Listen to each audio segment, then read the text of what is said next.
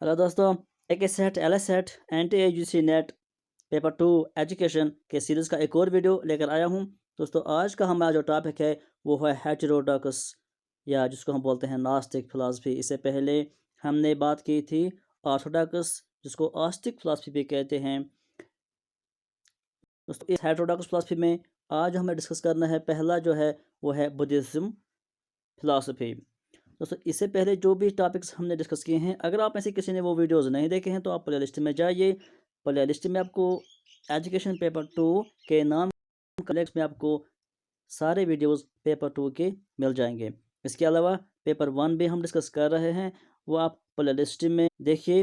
Play list में आपको JK set LA set के नाम पे जो लिस्ट मिलेगा उसमें आपको पेपर 1 के सारे वीडियोस मिल जाएंगे। तो दोस्तों, आइए अब हम आज का वीडियो शुरू करते हैं। आज का जो हमारा टॉपिक है बुद्धिज़्म फ़िलासफ़ी। दोस्तों, ये बुद्धिज़्म फ़िलासफ़ी कैसे वजूद में आ गई है। सबसे पहला जो वजह इसका है, जो काज इसका है वजूद में आने के लिए, वो ये है कि अब तक जो फ़िलासफ़ी थी, चाहे संख्या फ़िलासफ़ी थी, योगा फ़िलासफ़ी थी या वेदांता फ़िलासफ़ी थी, उनमें बहुत सारी चीज़ें थी जो कि एनिमल सेक्रीफाइस था वहाँ पे, या कास्ट सिस्टम था वहाँ पे। इसके अलावा यानी वायलेंस भी था।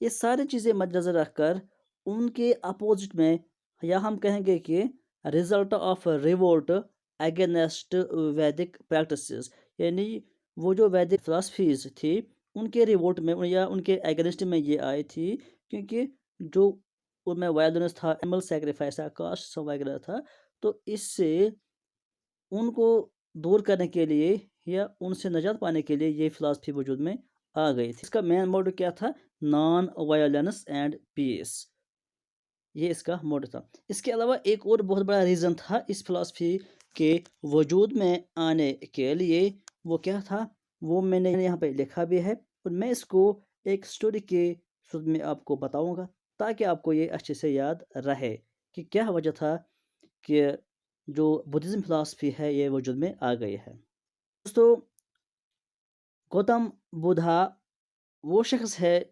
जिसने इसको प्रोपोन किया, या जिस हम कहेंगे कि जो इसका फाउंडर है बुद्धिज़्म फिलासफी का, वो एक पर्सन था। उसने अपने आसपास जो देखा कि बहुत सारे इंसानों को बहुत सारे तकलीफ़ें हो रही हैं, बहुत सारे प्रॉब्लम्स हो रही हैं, बहुत तरह का दुःख उनको मिल रहा है, तो उसको एहसास हो गया कि लोगों को इतना दुःख, इतनी परेशानी क्यों हो रही है। उसने देखा कि ओल्ड एज में लोग परेशान हो रहे हैं, या मुख्तलिफ़ डिज़ीज़ लोगों को हो रही हैं, बीमारियाँ हो रही हैं, तो परेशानियाँ हो रही हैं, या डेड बॉडीज़ उसने देखी कि लोग मर रहे हैं। मतलब दुःख जब देखा उसने, तो उसके दिल में एक ख़्याल आया कि ये क्यों होता है, इसके पीछे वजह क्या है? क्या कारण हो सकता है कि ये चीज़ें हो रही है, इंसान तकलीफ़ में है, क्यों नहीं इनको खुशी मिल रही है, क्यों ये लोग इन चीज़ों से छुटकारा नहीं पाते हैं, क्या वजह हो सकती है? वो इसी सोच में पड़ा था कि क्या हो सकता है, कि क्या कोई वजह है, या क्या कोई रीज़न है, या क्या कोई पाथ है, क्या कोई सॉल्यूशन है जिससे हम इन चीज़ों से छुटकारा पा सकते हैं, ओल्ड एज से निजात पाएँगे, या डिज़ीज़ ये मुख्तलिफ़ बीमारियाँ हैं इनसे निजात पाएँगे, या क्या इसमें कोई रास्ता है? तो इसी सोच में पड़ा था वो, तो उसने एक वजह निकाली और एक रास्ता निकाला उसके हिसाब से, जिसको उसने फ़िलासफ़ी की सूरत दी है, और उसने कहा कि निर्वाणा मिल सकता है, यानी नजात एक इंसान को मिल सकता है इन सारे चीज़ों से, इन सारे दुख दर्द तकलीफ़ों से इंसान को नजात मिल सकता है अगर वो ये रास्ता फॉलो करे जो उसने निकाला था, और जो फ़िलासफ़ी उसने दी है, और उसी को कहते हैं हम बुद्धिज़्म फ़िलासफ़ी। और जो रास्ता उसने दिया था निर्वाणा के लिए, निर्वाणा आप पॉइंट याद रखिए, इंपॉर्टेंट है कि बुद्धिज़्म फ़िलासफ़ी में जो एंड ऑफ देयर लाइफ होता है, यानी सबसे बड़ी कामयाबी जो एक इंसान के लिए होती है वो है निर्वाणा, यानी इस सब परेशानियों, सब दुख दर्द से निजात पाना, उसको बोलते हैं निर्वाणा। तो उसने कहा था कि ये हम हासिल कर सकते हैं, 8 तरीके हैं, या 8 फोल्ड पाथ उसको बोलते हैं, कि जिसके ज़रिए हम ये हासिल कर सकते हैं। लेकिन उससे पहले उसने कहा अपनी फ़िलासफ़ी में कि 4 चीज़ें ऐसी हैं जो ट्रुथ हैं, यानी जो सच्चाई है, वो क्या चीज़ें हैं, उसका नाम उसने दिया था कि 4 नोबल ट्रुथ्स। याद रखिए, 4 नोबल ट्रुथ्स, जिसको सत्वारी, आर्या, सत्यम भी बोलते हैं। सत्वारी, आर्या, सत्यम, ये 4 हकीकतें हैं, 4 ऐसी सच्चाई हैं कि जिससे कोई इनकार नहीं कर सकता है। किसने कहा है? गौतम बुद्ध, यानी कि जो बुद्धिज़्म फिलॉसफी का फाउंडर है। सबसे पहला हकीकत जो है, पहला ट्रूथ जो है वो क्या है? There is suffering. उसने कहा कि दुख दर्द है, इससे कोई इनकार नहीं कर सकता है। परेशानी भी है, दुख दर्द है, यानी यह है, हर एक की लाइफ में है। दूसरा उसने कहा कि the truth there is a cause, लेकिन उसने कहा कि ये जो दुख दर्द है, मिजरी है या सफरिंग है, इसका काज भी है। पहला ट्रूथ कि ये जो दुख दर्द है ये है, इससे कोई इनकार नहीं कर सकता। दूसरा जो ट्रूथ है, उसने ये भी कहा कि इसका एक काज भी है, एक वजह भी है। बिना वजह का ये दुख दर्द नहीं आता है, इसके पीछे एक रीज़न है, एक काज भी है। और उसने कहा तीसरा सच्चाई ये भी है कि ये जो दुख दर्द है, सफरिंग है, मिजरी है, इसका एक सोल्यूशन भी है। There is cessation of misery, यानी सोल्यूशन है इस दुख दर्द का भी।